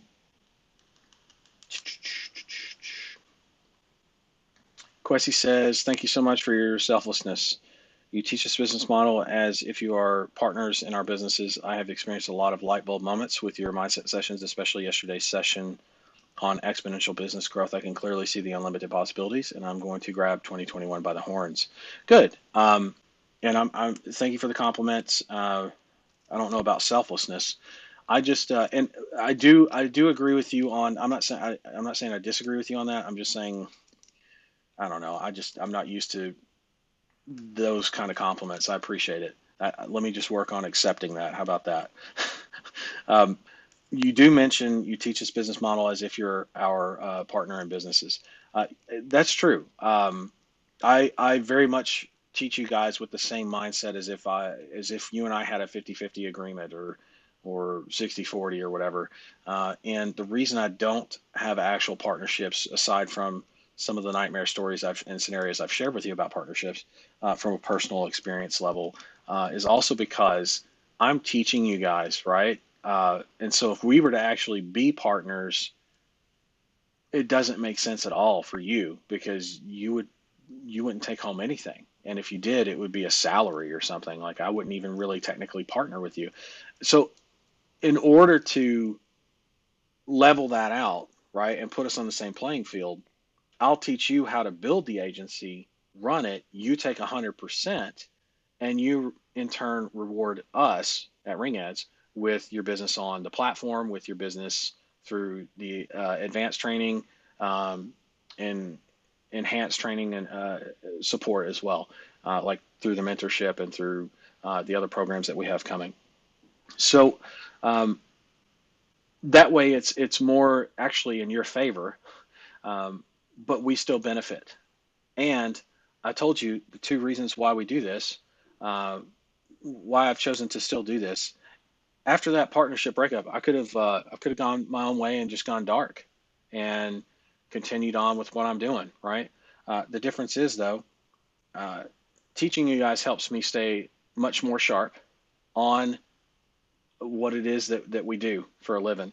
Um, Not that doing it doesn't, doing it does, but teaching it, you get questions that I get questions from you guys that I would never, or that I take for granted, or that I would never come up with, right? That, yes, from time to time, new employees do come up with, and staff members come up with, yes, but not quite the same way because those guys are paid an hourly in most cases. You're not. You're trying to build an agency, they're trying to clock in for one. So there's definitely differences in mindset and the value that I'm able to pull from that on a personal level from my work privately is from that. And the second reason is not just because I keep, so reason number one, I, I stay sharp, right? Reason number two, I also know that you're going to come back and contribute to the group when you succeed, what you succeed with. For example, Sean runs some things a little bit differently with a call center. It's not exactly what I teach, right? However, I have taught that in advanced sessions by extension of running booked appointments, right, or booked jobs. And so he's basically taken that and um, put it into place, and not only put it into place, but super dialed it in, which means there are things, guarantee you, that he can contribute to the group that you guys haven't even technically heard of outside of me teaching the basic levels of that. He could teach you all the finer points as an example. And that kind of contribution, which I'm not saying Sean is required to make that at all. My point is I'm an abundant thinker, so I'm going to give, and you guys are going to law of reciprocation and abundant thinking. You're going to give back, right? And not just to me. I will benefit from that. Yes, bottom line, rising tide raises all ships. So I'm definitely one of the ships in the harbor on that one. But at the same time, just because I'm the alpha or the leader does not mean that I'm the only one that can hunt, right?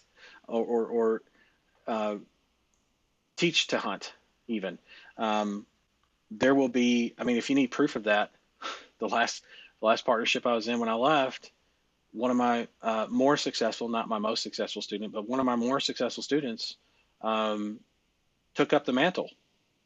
Pretty sure that was pre-planned, but again, it all stems back from what I taught and how I taught. So I look at that and I go, those are the two main reasons why I chose to open up Ring Ads the way I did and when I did, and how you guys benefit.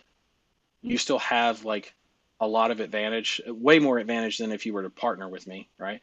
But at the same time, I have to teach you as if we are business partners, and that's very true. I think of it that way because when I look at your business, I want it to succeed because when you win as a partner, then of sorts, then I win as a partner of sorts, um, and in more ways than one for all of us. So rising tide raises all ships. That's financially, that's systems and processes. That's all kinds of cool shit, right? Now, the good news is you don't have to think of anything to be of value initially.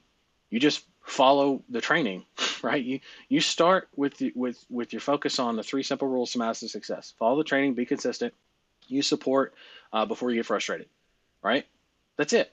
You do that and do that until you're making 6, 7 figures. Then you can come back. Then you can come back. I say come back. It's not like you're going away. Then you can come into the group and start contributing in the ways that I just described because you're going to have so much under your belt to give in that way, right? And if you want to say thank you to me, if anyone ever wants to say thank you to me, um, that's how you say thank you, right? Give us a testimonial. Give us contributions based on your direct experience and what you're doing that's working very well for you. That's how you say thank you to me, right? Um, I mean, I guess you could say thank you, and that does have some meaning to me, yes, but very very little. Much like the word sorry. You guys know that I don't like the word sorry, especially coming from you guys. You're business owners, right? I'm not saying you should never apologize for anything. I'm just saying when you say sorry, all I hear is it's going to happen again, right? When you say sorry or you apologize for something, it means that shit's going to happen again. I'd rather hear uh, it'll never happen again. I'll make sure it never happens again, right? Or here's what I'm going to do to make sure that never happens again.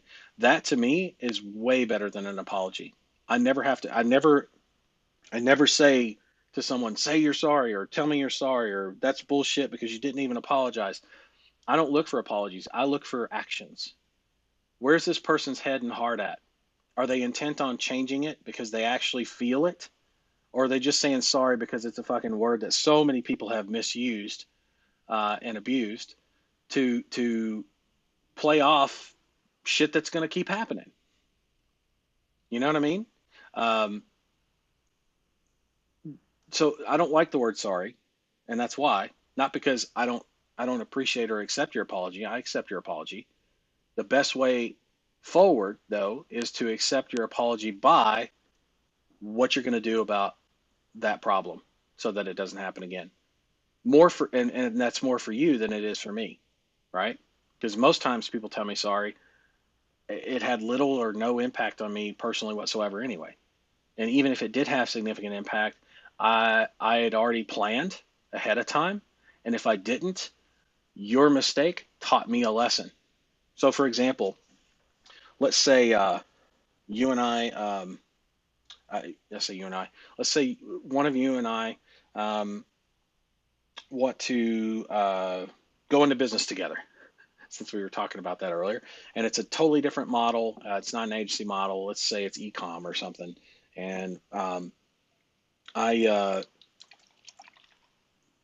you end up with picking up some great products, and time goes on. I'm helping promote with that, and we build the business out. We've got systems and processes, people hired, trained, all that kind of stuff. And then at a certain point, I want to, or we want to build systems and processes that help pick products out so that you don't have to keep doing that. Even though that's your area of genius, we want to duplicate that in multiple staff so that you can be sitting on a beach, right? because a lot of the stuff that I would do on the promotion side and the systems and processes, the administrative side, also is automated, and I'm able to sit on the beach more or less.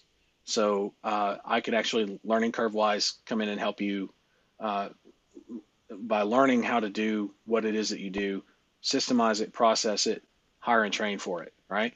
Um, and duplicate you, right? The uh, the interesting thing about that is when you look at I'm losing my train of thought here because I'm looking at this comment: business model, partners in the business. Where was I going with that? Hmm. Hopefully somebody can help me with that.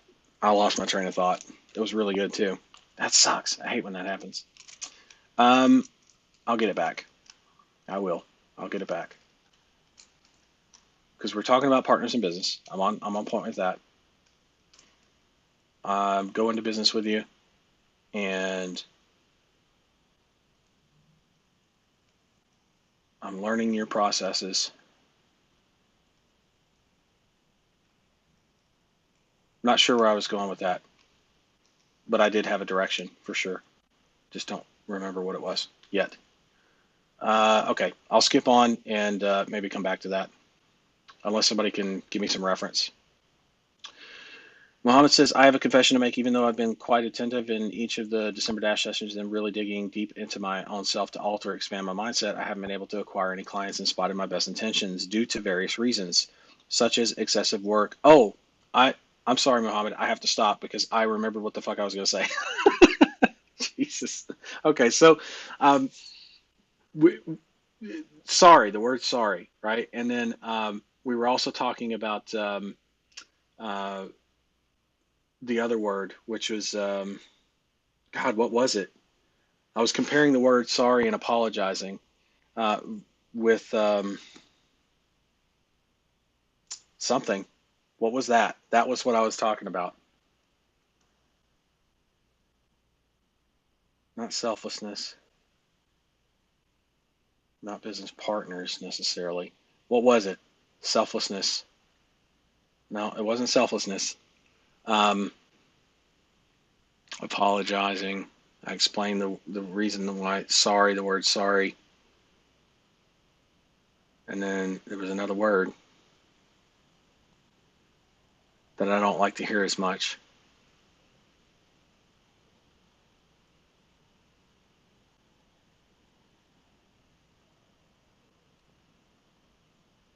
Hopefully somebody's got it. Somebody help me out. Somebody help me out. I need to know what the word was. I was relating the word sorry to it and why I don't like that word and what to do instead, right? Not for me, but for all of us. And then there's another word.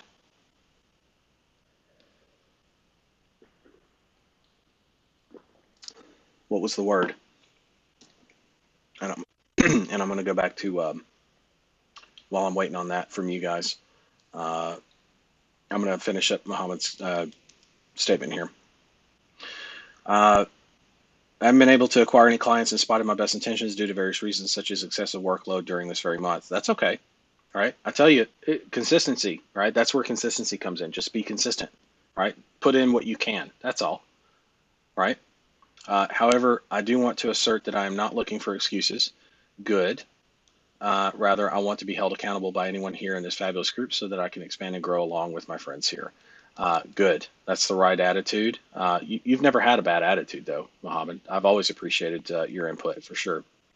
And thank you for not your confession, but thank you for being transparent. Thank you for and your business is going to thank you too. But I say as a personal thank you because anytime that I throw out the transparent vibes and the good vibes and it's thrown back at me, I always appreciate it when I see it, right? In other people. So I appreciate that, and and it's gonna your business is gonna reflect that back to you 100%. I promise to myself that I will make 2021 a year like no other in terms of business growth, in terms of personal growth. I guarantee you, when you grow personally, your business will grow. When you grow personally, your business is going to grow. Thanks, William, for all you're doing. I will not let you down. I will not let myself down. You focus on you, and by default, I won't be let down. I promise. And keep doing what you're doing, man. That's the main thing. Be consistent. Quessy says, is it okay to post in the group when we acquire clients after December Dash is over in 2022? Yes, it's not only okay, it's strongly encouraged. I want you to post your wins, and not just your client wins, but all your wins. Hey, I got my agency site up. Hey, I got my ads site up. Take a look. Here it is. Hey, I did my sales script recordings. Hey, I did my Ringos voicemail voice broadcast recordings. Take a listen. What do you think? Or they're done. Hey, I sent out my first emails and got my first response back. Not a client yet. And then, hey, I got my first client from my email campaigns. Hey, I got my first client. You get the point, right? All of those are, and you meant 2021. Yeah, either one, 2021 or 2022. Yeah, we're not going to skip a year or anything. The group was here long before December Dash, as a friendly reminder, and it'll be here long after December Dash. December Dash just happens to be that focused frame that we decided to focus on because of how awesome December is compared to all the other months. Not that all the other months are bad. You've already seen the chart, and you'll get copies of that as promised. But yeah, that's hope. Hope is the word that I do not like. That's correct, because hope I don't think that was the word I was going for, um, but yeah, hope is definitely a word that to me is hopeless. Because usually I hope means you probably don't have enough hope to make something happen, right? As opposed to just getting in there and doing it. But I was trying to explain something under the analogy of us starting a business. Like if you and I started a business and it wasn't an agency, it was e-com, and we go in and I start working with you on training you how to, or not training you, but oh, maybe that's what it was. Hold on. Training you how uh, to do what it is that I do with systems and processes so that you can be where I'm at. Uh, there was something about that. It's not the word hope. Anyway, hope is definitely one of those words that I do not like. Yes, because it implies that there is none. Hope is not a strategy. Exactly, Jeff. Um, Quessy says I'm a ringer for life. I love it. Um, Appreciate you guys. So yeah, I guess I can't figure out what it was that I was saying earlier on that analogy. So please disregard, at least until I can figure out what the hell it was that I was saying. And it was in response to Quessy's uh, teaching this business. You teach this business model as if you are our partners in business, um, and I teach you that way. Well, I already told you why I teach you that way. There's two main reasons, but um, and what that yields, the fruit that comes from that tree, is very good, and for all of us. So that you already know all that, already covered that. I'm not sure where I was going with that analogy, but I'll let it slide because I don't think I'm going to come up with it fast enough, and I don't want to waste anybody's time with it. All right, cool. Shit, we've been on 2 hours. I don't want to keep anybody, especially if you need to be on the phone right now, ringing up clients, following up with potential clients rather, and making shit happen. Right? This could be your first. Today could be your first client and your second. It could be a continuation of the clients you currently have. Right? Today's a good day. Clients or no clients, today's a good day. Just clients make it more fun for sure. Right? I think we could all agree on that. Art says ringer for life, more hip. Hashtag ringer for life. Yeah. Um, we'll have to come up with some kind of a, you know, some kind of a hashtag to be trendy and cool. You know, I mean, we got video memes in our live stream, so we should be able to come up with a hashtag. Um, all right, folks. On that note, I think we're tapped. I think we're done. Um, Everybody, have a good New Year. If I don't see you before then, I don't know. I don't think I'm going to do a live stream, but uh, have a good New Year. Happy New Year. Um, you know what to expect, what to look forward to, why it's not necessarily, why it's more about commencement and why it's not to be sad about things ending, but things to look forward to in your immediate future, right? Which is tomorrow. And some of you are already in tomorrow, but make it happen, right? Make it happen. And don't think that it's over by any means, because we're celebrating this stuff that was accomplished in December a little bit later this month for the very reason of it's still a very good time to make calls, get clients, maybe not New Year's Day, but the day after New Year's Day. So Saturday, Sunday, good days for follow-up. Maybe not direct dials, right, and emailing, but definitely for follow-ups with people you've already spoken to. Absolutely. And prepping for the following week, which is the 4th of January, to hit it hard as hell. Because everybody's like, oh, we're into 2021 and we're back to work, or they're back to the same old shit, one of the two. They're going to need help, right? And that's where you come in. Okay. So let's bounce out of here. Man, it's been a hell of a month. I appreciate each and every one of you. Let me look at the camera. There we go. You guys are nothing short of amazing, and I appreciate the company that I'm in. I'm sure you guys do as well, whether you like me or not. The rest of the company and people that are here have done some nothing short of extraordinary things, like some really amazing things. I expect things to only get better from here as well, because that's just the direction and trend that things are going. So happy to have served. Happy to continue service. Makes it sound like I'm leaving. I'm happy to continue my service to you guys and gals, and into 2021, and here's to many more years than just that. And let's all get back to work, do what we got to do, have fun celebrating the new year, or if you've already celebrated, Happy New Year, and get back to work. I'm kidding. I'm kidding, not kidding. Get back to work, but not like super hard work today. Okay. Do some catch up on New Year's Day and stuff like that. Sleep in, do a little bit of catch up, hit it hard on the 2nd of January. Okay. All right. I'll see you guys when I see you guys, either the 14th in the free group, or this coming Monday in the mentorship. You guys know where to find all that stuff, on the mentorship and the free group and the software and all that kind of stuff. So I'm not going to go there, but, I'll catch you guys on one of those sessions, and great job, everybody. Keep up the good work. Keep up the momentum. Keep the right attitude, the right mindset, and I'll catch you guys on one of those future sessions. All right, bye for now. Cool.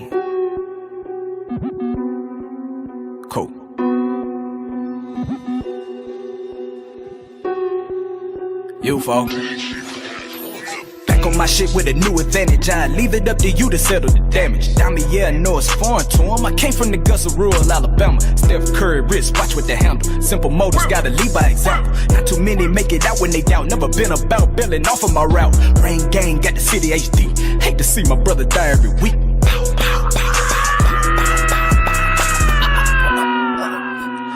Numb to your vision. My life got me too fucked up. Disrespect to make a nigga go dumb. Little talking while you nursing that bitch and turn you to a scrub. I let prices from the plug. Bay Shore, Ocean View, I win Adidas with the boots. Niggas out here slinging arbitrage, so the money really know it's due. Welcome to the realm.